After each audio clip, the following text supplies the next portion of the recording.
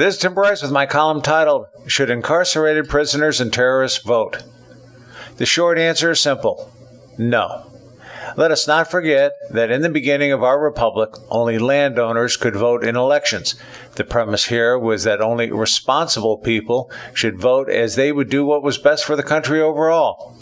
This was expanded over the years to all citizens, including former slaves, women, and younger people, when the voting age was lowered to 18 in 1972. Nonetheless, it was assumed these people would vote responsibly. But this hasn't proven to be the case, as we have a relatively poor turnout during elections, and many of those who vote are misinformed about history, current events, and how our government works.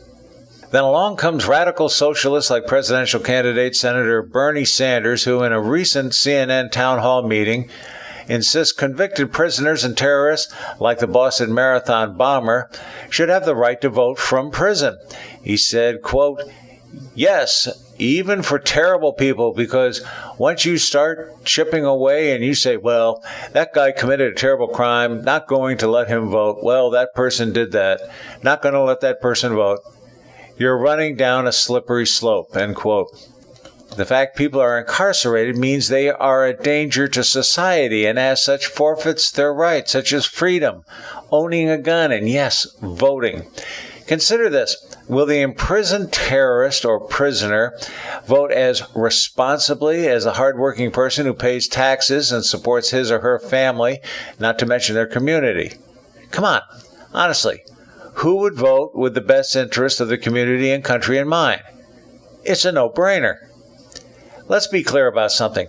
If a person has served his or her time and is released free and clear, no probation or supervision, then I personally see no problem returning to society and allowed to vote.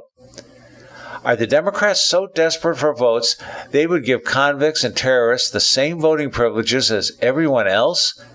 Unfortunately, yes. In fact, their ultimate voting scenario would be to allow illegal immigrants to vote, prisoners to vote, and 16-year-olds to vote. What's next? Voters who have died but somehow managed to mysteriously cast votes? Oh yeah, that's already been done. Sorry. All of this is designed to rig elections, not to do what is fair and responsible for the country. From my perspective, we already have too many irresponsible voters, people who couldn't pass a simple civics test if their life depended on it. I'm still convinced people should pass such a test to be allowed to vote. It wouldn't hurt if they were landowners as well. So should incarcerated terrorists and convicted prisoners be allowed to vote? Of course not. We all know it is a silly question. Only someone wanting to undermine our country would insist on it. Friends, keep the faith. This is Tim Bryce in Palm Harbor, Florida. Follow me on the internet at timbryce.com.